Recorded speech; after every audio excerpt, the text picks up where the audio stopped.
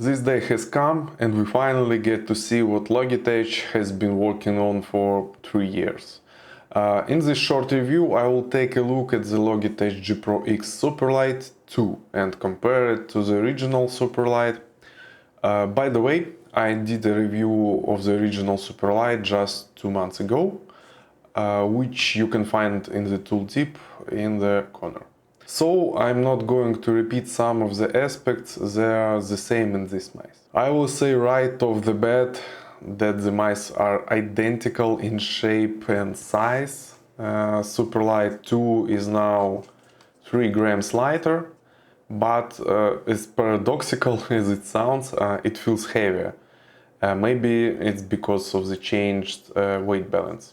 As soon as you pick the mouse, you can feel difference in the coating. It has become more matte and grippier. As you can see on the original Superlight, I put X-ray pad cicada grips. And because the coating is quite smooth and was slippery in sweaty hands. With the Superlight 2 coating, I don't need any grips. The mouse holds well, even in sweaty hands. Finally, Type-C connector has been added for charging and mouse charges faster. This is more of an improvement for crazy people like me, who have a bunch of mice in rotation on their desk. Now you don't need to have a micro USB cable on your desk and you can use a single Type-C for all of your needs. Next, the bottom of the mouse. The standard skates are still shitty. And apparently the shape of the backs of the skates has been changed, maybe on purpose to make life more difficult. So you have to wait a few more weeks until the skates manufacturers make new models, or you can use dot skates.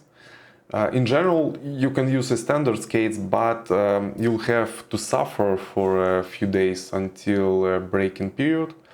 Right off the box, they're very slow and inconsistent. Minor changes, the position of the logo has been changed. The side edge are now matte plastic instead of glossy like old Superlight. By the way, it is interesting that nowhere on the mouse you will find the inscription Superlight 2, the number 2 is only on the box. Now let's look at the most important changes. Let's start with buttons. Below the main buttons there are now new optical switches. And I can say right away, Superlight 2 of the first batches obviously have a quite large variations of click. So everything I will say here refers exclusively to my copy. And overall I like the click. Compared to my GPX1, it's lighter and doesn't have that unpleasant recoil.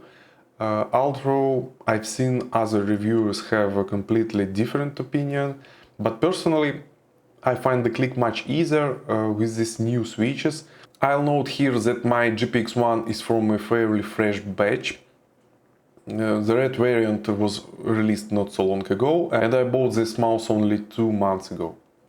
So keep in mind that this could be a reason for such a difference. The only complaint, the click sound has a metallish click. It is not very pleasant. In headphones it cannot be heard. But in a quiet room without any sounds it will be heard, and if you have a sensitive hearing, then perhaps it will annoy you. The side play hasn't gone anywhere. It's still there. Although it doesn't affect gaming in any way.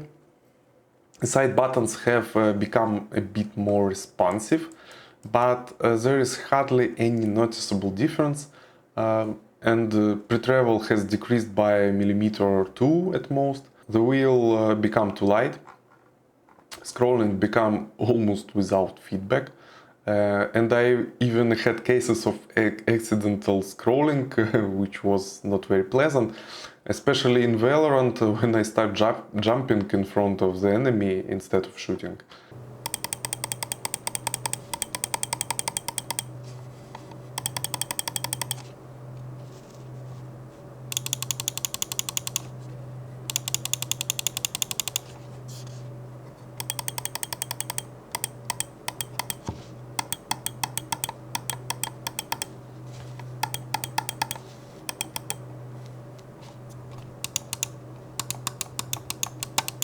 Before we get to the most important thing, I want to point out that the mouse was purchased by me and I do not have any affiliate links.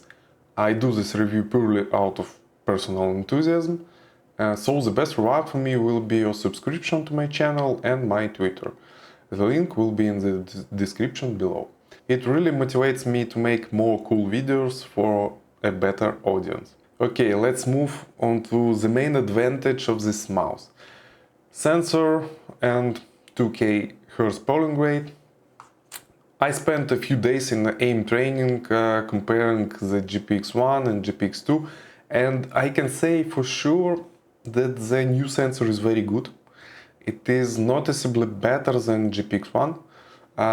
That said, the sensor in the GPX1 is still excellent. The Hero 2 is noticeably more responsive.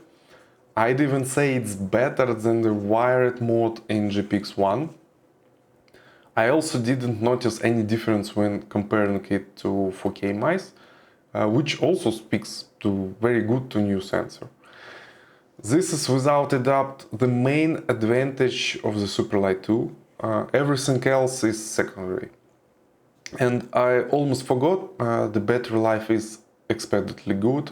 The mouse for 2 days of active use lost only 20% of charge with constant 2K mode. Therefore, about 70 hours of work can be confidently achieved. But is it enough to buy a GPX2? If I don't be a reviewer, I wouldn't buy one. Too few significant changes. If you already have the Superlight and like it, new sensor and slightly improved coating isn't worth that much money. In Europe it's almost $200 on its own. If you are a big Superlight fan and money is no problem, you can buy it, of course. But I advise you to wait for the next batches, as I have already seen information about variation in click, yellowing white coating, poor assembly. This is basically normal for the early adopters, and if you don't want to be a beta tester, it's better to wait. Of course, if you are a cyber athlete and have already signed a contract for a lot of money, then this mouse is must buy. Although you are more likely to get it from a sponsor. Overall, it's a great mouse and I can't deny it's a great popularity on the pro scene, and I'm sure Superlight 2 will take at least a big share of the market again. But I would love to see this sensor in a mouse with a more interesting shape, like G503 or mini version of Superlight. We'll see. And thank you for watching. Stay safe, stay tuned. Goodbye.